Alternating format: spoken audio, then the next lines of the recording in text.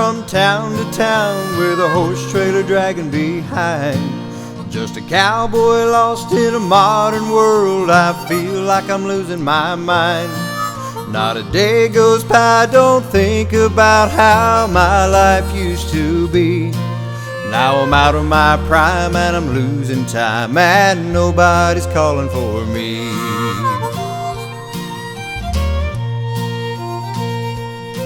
They used to call my name come roundup time. Now the four-wheelers takes my place, and the cowboy life that I've always loved is getting lost without a trace. But I won't give up and I won't give in. I'm a cowboy till I die. And I know there's got to be a place for me underneath big western sky.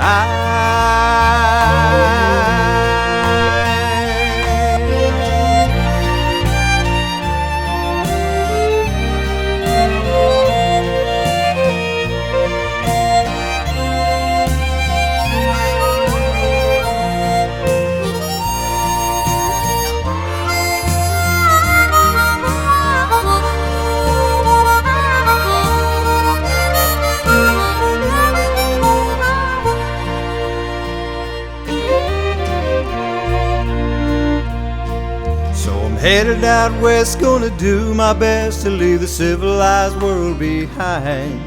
Just me, my saddle, and an honest horse will try to go back in time, where surely there'd be a warm campfire or a bunkhouse calling my name.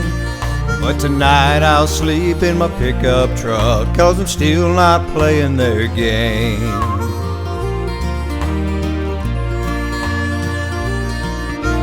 The world may turn, but the thing they can't change is the way I feel inside. A prairie fire may burn itself out, but you can't snuff a cowboy's pride. I'll be what I am and I'll do what I do. This life is worth fighting for. Yeah, the cowboy life is alive for me and 10,000 more. The cowboy life is alive for me. Welcome back to True Horse Horsemanship. As I did in the previous video, I've had to voice over this. This is the same little spotted horse. We're getting on the harness. You know, I fell in the trap.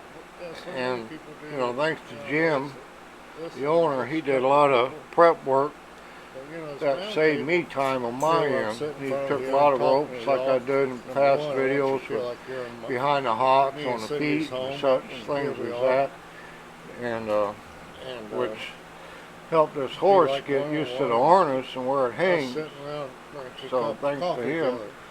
And side note, Jim's been watching my videos even from the time I was out in California, and then we ended up moving here to Tennessee, and we ended up being neighbors, which I thought was pretty neat. Actually, found out there's a few people here in the area that have been watching my videos.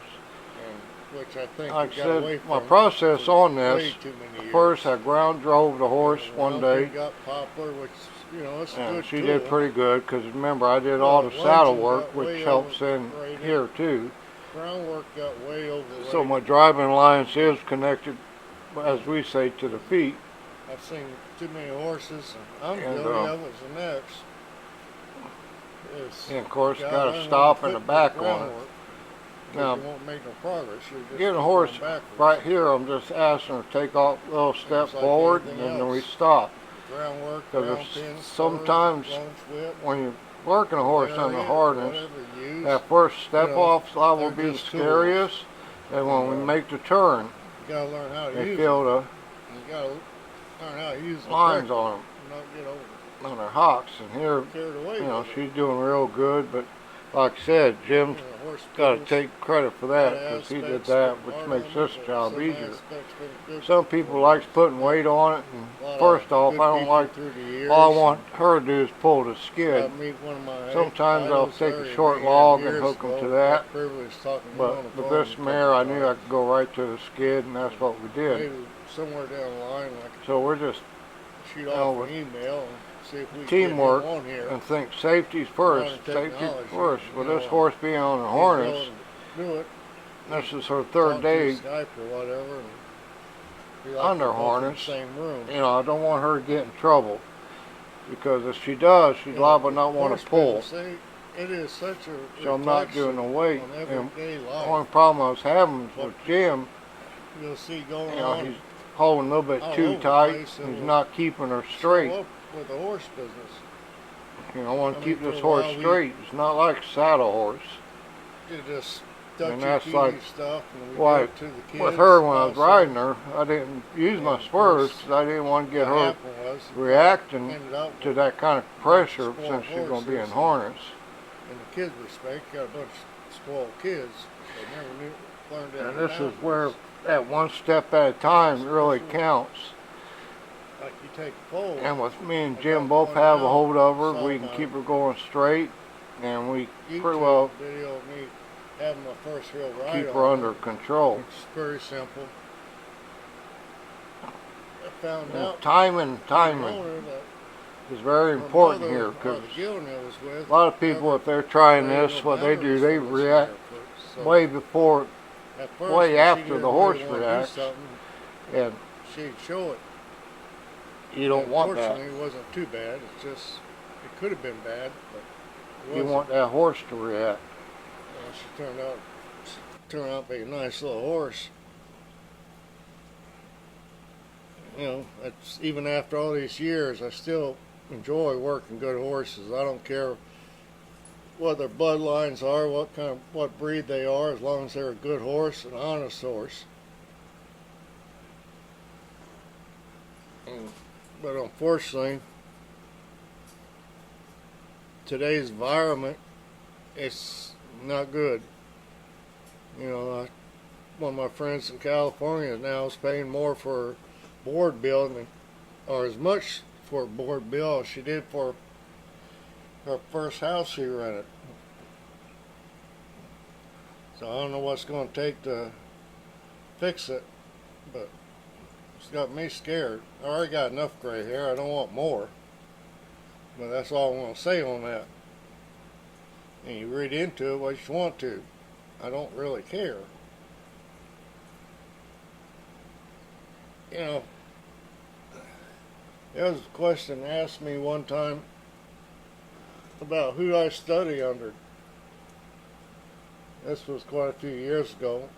And I said, I didn't study under anybody.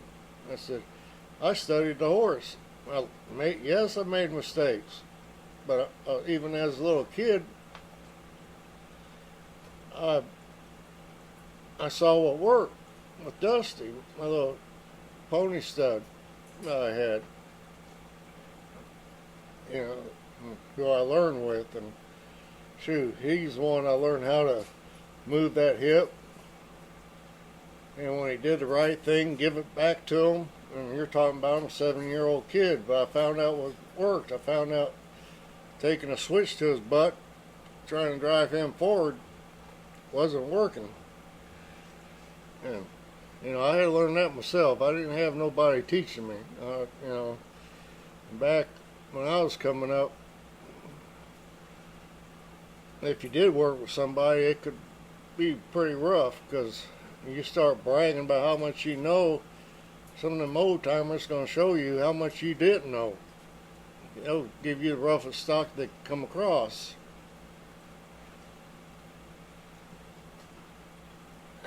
You know, but horses are good for the soul. I don't know what it is, but they've been days, if I'm really uptight, if I handle a horse, it calms me down. Of course, then there's days, well, I won't handle a horse because I am so upset, and I'm not going to take it out on a horse just because, you know, things on my end's not right. And you know, I love my videos, and I like reading some of the comments. Some of the comments I just shake my head, but you know, people are what they are, and if it doesn't fit their agenda, and most of the people with the negative comments, they got an agenda behind it. They are either somebody who they say they aren't, or whatever. But so that, like I said, this my round tables here that I'll probably want to try to do more of them. It's going to be on off the cuff, and whatever comes through my head is what's going to come out of my mouth. So be prepared.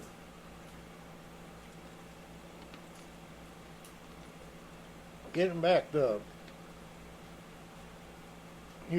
somebody asked me who I study under. Number one, I don't hold much credence in these certified programs. And I've had a couple of instances, and why I say that. I had one time there was a 1-year-old paint filly.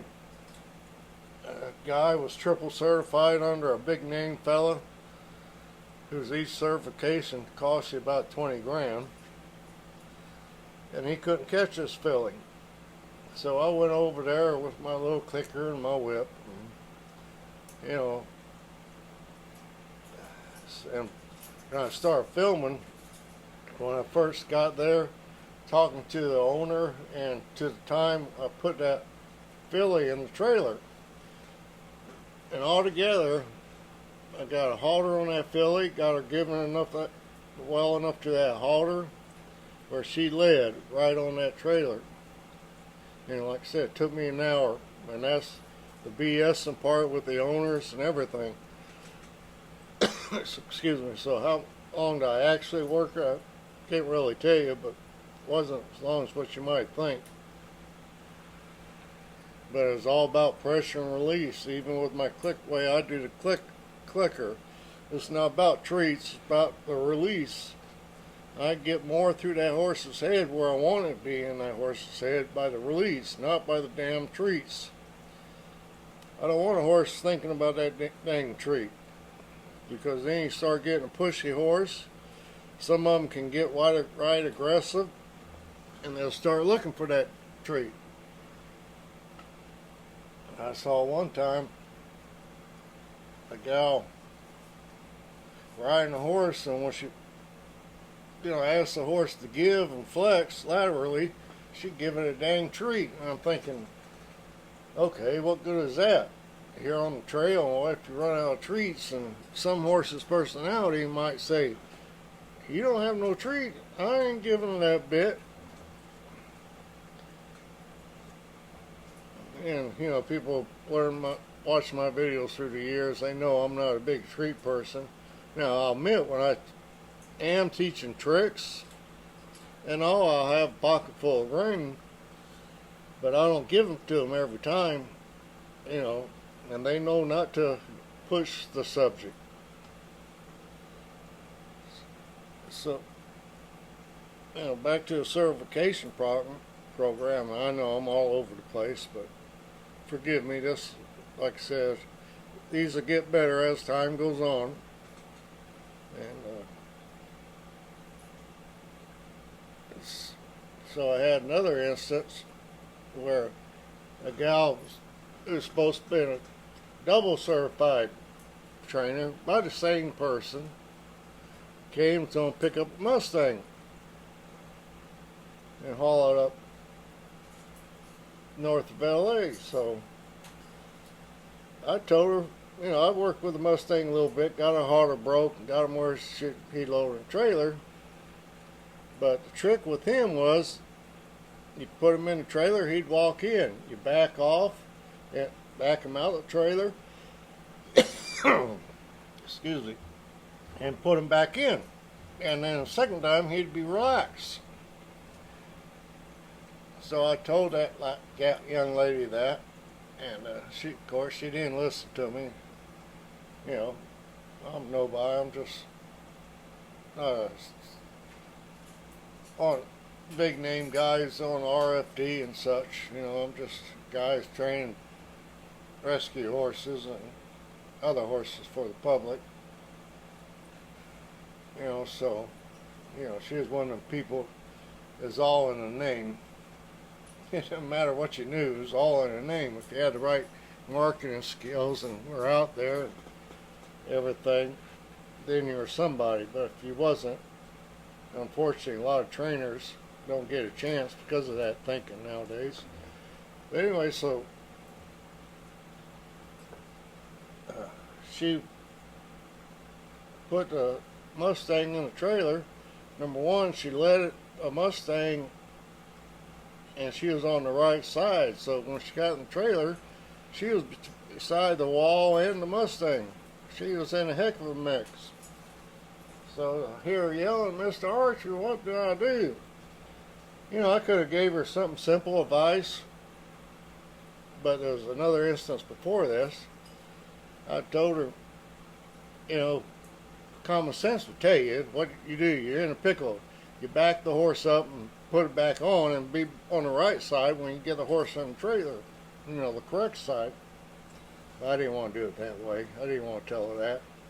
And I told her, I said, luckily enough, you're working with a Mustang, and chances are you walk to that hip, that Mustang's going to try to get away from you. I want to get her heart rate up a little bit. Yeah, I didn't want to. I could have made it easy for her, but I didn't want to. I'll admit. So before that, you know, she asked me where the Mustang was at, and I told her, and I pointed the Mustang out, and I'm sitting there. Yeah, come to think of it, I was a hard butt all day in this situation. I could have made it a lot easier for her. So she went in that stall to get that Mustang, and she called out, "Mr. Archer, what am I supposed to do? I can't get a halter on it." I said, "All right, I'll be over there." So I walked over there and grabbed the halter, got the side of the horse. The horse put the halter in the head, and I said, "That's how you put a halter on the horse. You don't go chasing the horse with the halter like you were doing." She was doing one of these numbers, you know. And this is a double certified trainer. She's doing good there. So I'm watching. They load up, and they're driving down there, and well, we had a long drive out in California. Her boyfriend's sitting on the side of the trailer trying to calm the Mustang down. Instead of just getting down the road, that Mustang would calm down, he'd settle in. Especially, you know, he wasn't being that bad. He was just, you know, he wasn't pulling back, he was just moving around a little bit. So next thing I know, they stop, and he gets the Mustang up, walks the Mustang up the hill. The Mustang's walking up the hill like it's dead broke. Funny as heck. I mean, and he comes and he's, "Oh, I don't want to hear it." I said, "Well, you and your pretty little girlfriend's going to hear it." So she pulls around, comes back, picks her boyfriend up, and I told him straight out. I said, "Number one, this triple certified BS that you brag about, when you're talking to somebody like me, don't even bring it up. Number two, you shouldn't even be hauling horses because y'all don't have a clue what the hell you're doing." Of course, they weren't happy. They left out, left, and they were gone.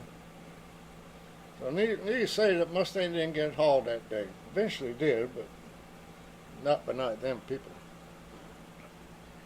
So, you know, these certified programs, about like papers for some horses. You know how good they are. You know, it might be good to get a clue what they might be like, but you don't get a true knowledge of it until you're dealing with it. So, what to expect in the future? Well, my last two videos, you saw me working a horse, getting it under harness, which I haven't showed. But and I really preached about safety. You know, when you train a horse under harness, always try to do everything safety. You know, with this little Aspire horse, I can move on faster than what I normally would do, because Jim, the owner, he did a lot of work beforehand with the horse, so you know it helped. And you saw me on that first ride with her. I talked once again about controlling the feet. Now, I want to be honest with you. A lot of these videos I put together to watch, to give y'all advice out there, is to help you succeed when you try it, and also keep you and the horse safe as possible majority of the time. You know, I've been putting these videos together 13 years now. They've changed a lot. Went some long-haired guy to, you know, production levels a lot better. Of course, last two we lost sound, so I'll probably be doing voiceovers for a while, because, like I said, horse business is tight right now. I need a new pair of boots, and I'm even holding on even to buy a new pair of boots. I'm scared to let go of money. Hell, I don't know, with the hay prices and everything, I don't know where we're going to be a month from now. We got another 2 years, so I don't know. It scares the heck out of me. So, what's my objective for these roundtable talks? Have fun.